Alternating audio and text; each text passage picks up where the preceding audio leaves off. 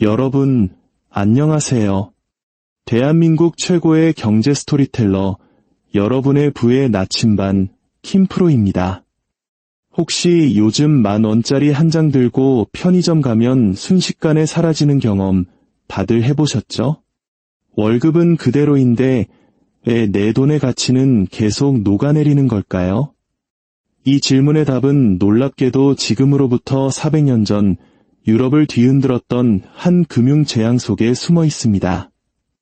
오늘 이야기 끝까지 들으시면 여러분의 지갑을 지키는 역사상 최강의 치트키를 얻게 되실 겁니다.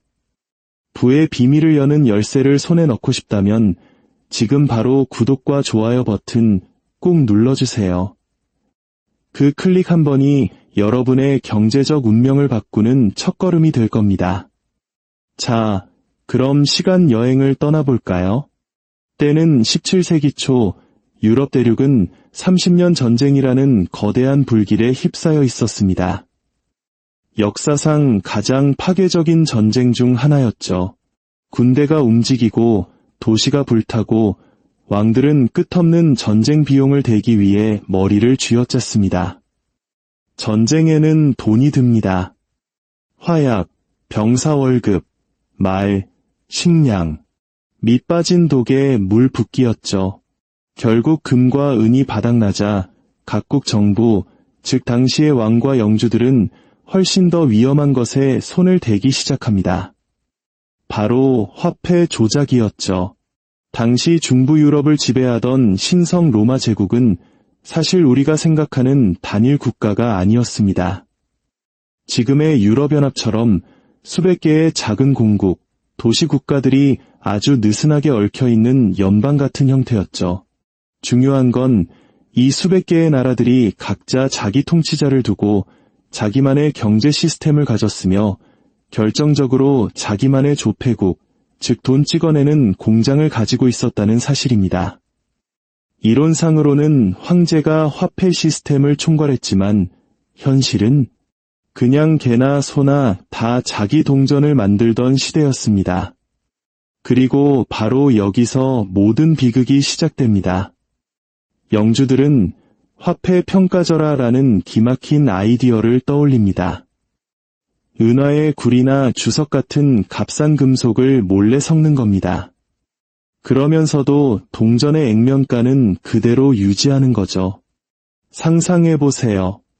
수는 이론스로 만들던 은화 하나를 녹여서 거기에 싸구려 금속을 잔뜩 섞은 다음 똑같은 모양의 은화를 3개 만들어내는 겁니다.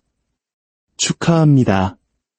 당신은 화폐 공급량을 순식간에 3배로 늘렸습니다. 하지만 당신의 부가 3배가 된 건 아니죠. 그냥 쓰레기를 3배로 늘린 겁니다. 한 놈이 이 짓을 시작하자 나머지는 뭐 볼 것도 없었습니다. 너도 나도 미친 듯이 따라 하기 시작했죠. 병사들을 먹이고 무기를 사기 위해 자기 나라의 화폐 가치를 스스로 깎아먹는 그야말로 바닥까지 추락하는 치킨 게임이 벌어진 겁니다. 1621년쯤 되자 겉보기엔 번쩍이는 은화였지만 속은 거의 구리 덩어리인 동전들이 시장에 넘쳐나기 시작했습니다. 당연히 사람들은 눈치챘죠. 물가는 미친 듯이 치솟았고 화폐에 대한 신뢰는 증발했으며 시장 경제는 그대로 붕괴했습니다. 이 시대를 사람들은 키퍼 운트 비퍼 위기라고 부릅니다. 키퍼는 저울을 기울여 무게를 속이는 자, 비퍼는 좋은 동전의 가장자리를 몰래 잘라내 은을 훔치는 자들을 뜻하는 독일어입니다. 한마디로 사기꾼과 조작꾼들의 시대라는 뜻이죠. 이건 중앙은행도, 지폐도, 디지털 화폐도 없던 시절에 발생한 인류 최초의 초인플레이션 사태였습니다. 인간의 탐욕이 얼마나 빠르고 처참하게 돈, 그 자체를 파괴할 수 있는지 보여준 생생한 증거였죠. 상인들은 가짜 돈을 받지 않기 시작했고 몇몇 도시들은 아예 특정 지역의 동전을 금지해버렸습니다. 무역은 조각조각 나버렸죠. 어떤 지역에서는 사람들이 다시 물물교환 시대로 돌아가거나 그나마 신뢰할 수 있었던 네덜란드의 안정적인 동전을 사용하기 시작했습니다. 위기는 단순히 경제적인 문제로 끝나지 않았습니다. 정치적, 사회적 대혼란으로 번졌죠. 가치 없는 돈으로 월급을 받은 병사들은 폭도로 변의 시골을 약탈하기 시작했습니다. 농부들은 똥값도 안 되는 돈을 받고 식량을 파느니 차라리 밭을 갈아엎는 쪽을 택했습니다. 도시에는 식량이 끊겼고 무역으로는 마비되었습니다. 1623년이 되자 기근과 질병이 전쟁보다 더 빠른 속도로 유럽 전역에 퍼져나갔습니다. 망가진 화폐 시스템이 대량 살상무기가 된 순간이었습니다. 정부들은 새로운 화폐를 발행해서 질서를 회복하려고 애썼지만 이미 늦었습니다. 한번 돈에 대한 믿음을 잃어버린 사람들의 마음을 되돌릴 수 있는 빠른 방법은 세상에 존재하지 않으니까요. 그로부터 400년이 흐른 지금 이 이야기가 소름 돋게 익숙하지 않으신가요? 당시의 영주들은 전쟁 비용과 빚을 갚기 위해 몰래 동전에 구리를 섞었습니다. 오늘날 중앙은행들은 재정 적자를 메우기 위해 디지털로 돈을 찍어냅니다.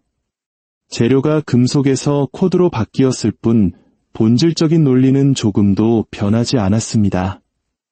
똑같은 양의 상품을 쫓는 돈의 양만 늘어난다.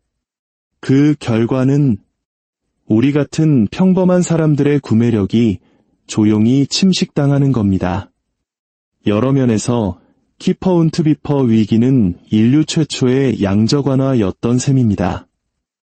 이 이야기가 정말 흥미로운 건 단순히 경제학적 현상 때문만이 아닙니다. 그 뒤에 숨겨진 인간의 심리 때문이죠.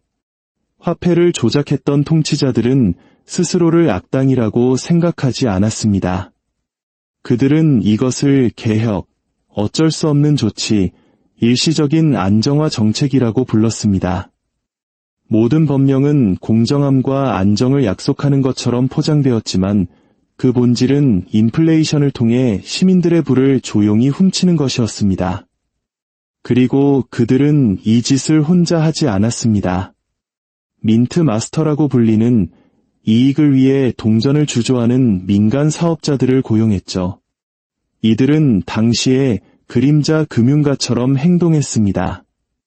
허가된 양보다 더 많은 싸구려 금속을 섞고 그 차익을 영주와 나눠 가지며 이 미친 사이클을 계속 돌렸습니다. 엘리트들은 이것을 혁신이라 불렀고 민중은 굶주림이라 불렀습니다. 대중이 뭔가 잘못되었다고 의심하기 시작하자 관리들은 선전과 희생양 찾기로 눈을 돌렸습니다. 전단지를 뿌려 외국 사기꾼들, 탐욕스러운 상인들, 심지어는 마녀를 탓했습니다. 네, 진짜로요. 어떤 영주들은 은이 사라지는 현상이 마법 때문이라고 공식적으로 비난했습니다. 말도 안 되는 소리 같나요? 오늘날 우리가 듣는 변명들과 뭐가 다를까요?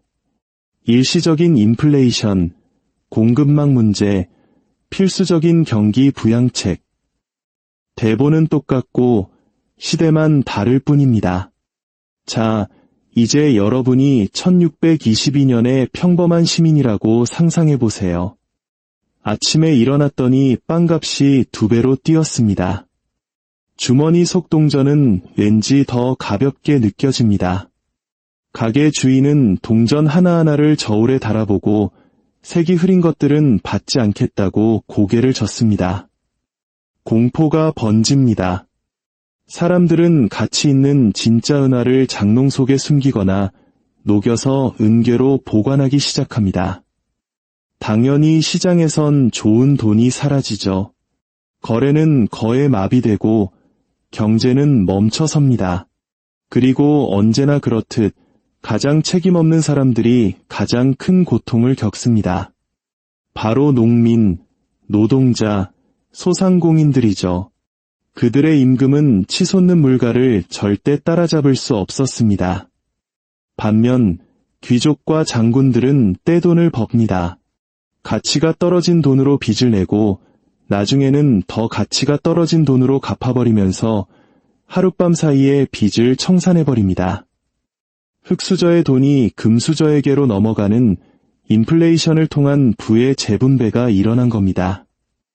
이것은 모든 시대에 걸쳐 반복되는 도덕적 패턴입니다. 오늘날 양적 완화와 제로금리 정책이 주식, 부동산 같은 자산 가격을 폭등시킬 때 누가 이익을 봅니까? 이미 자산을 가진 사람들입니다.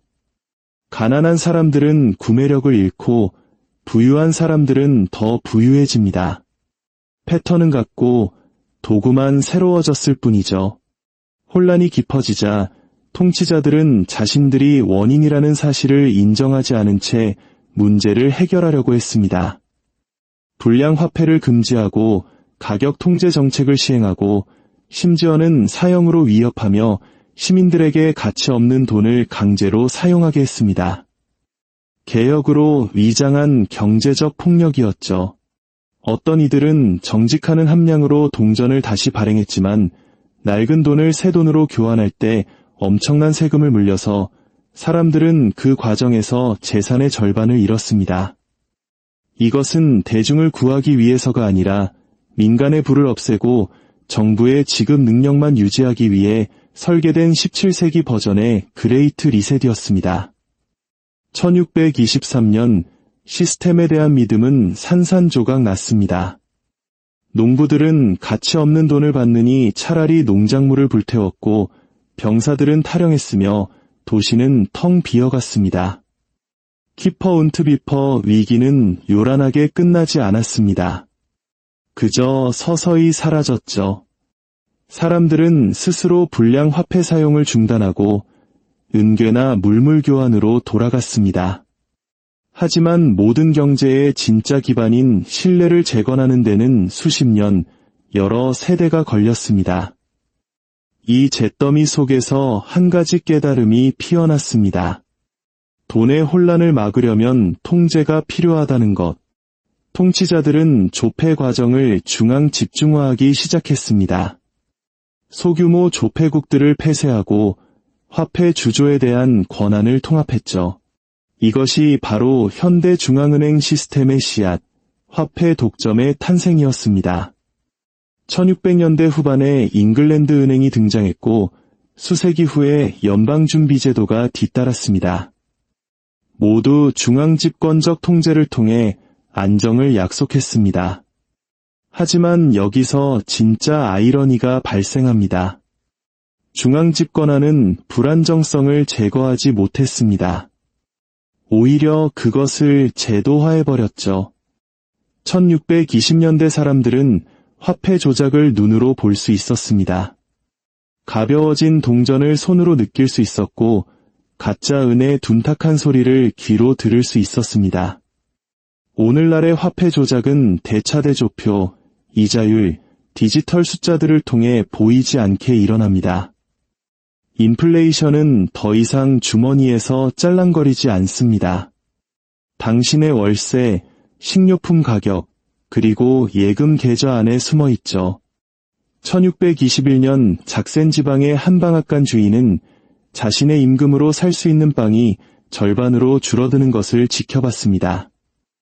2025년 서울의 한 직장인은 자신의 월급이 월세를 겨우 감당하는 것을 지켜보고 있습니다. 도구는 다르지만 결과는 똑같습니다. 정부가 부정직한 돈으로 부채 위기를 해결하려고 할 때마다 이 패턴은 반복됩니다.